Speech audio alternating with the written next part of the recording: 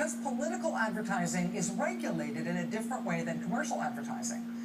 Information about political ad buys on TV is public information. You have a right to know. You have a right to know who is spending how much money to put what ads on your local TV station.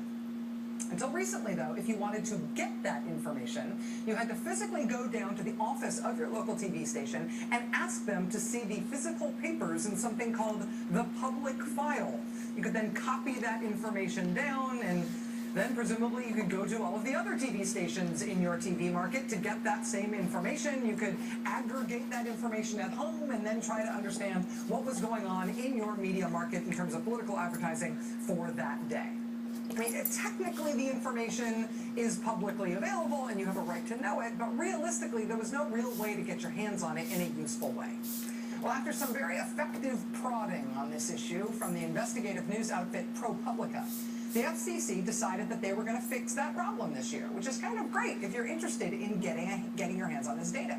Now, in the top 50 U.S. media markets, all of the affiliates of all of the major networks have to post online basic information about who is paying how much money to put political ads on those stations. So, for example, now we know, without having to drive to WSYX in Columbus, Ohio, and sweet talk the receptionist there and have a lot of dimes ready for the copy machine, now we know that over the course of 1 week, the Koch brothers' astroturfy corporate-funded right-wing group Americans for Prosperity, they bought 40 separate ads to run on just that one station in just that 1 week. Neat. For that 1 week, on that one station, in that one media market in Columbus, Ohio, in that one swing state, the Koch brothers group dropped $23,000 running those ads. It makes you appreciate, when you learn that, it makes you appreciate where all the millions go, right, in politics?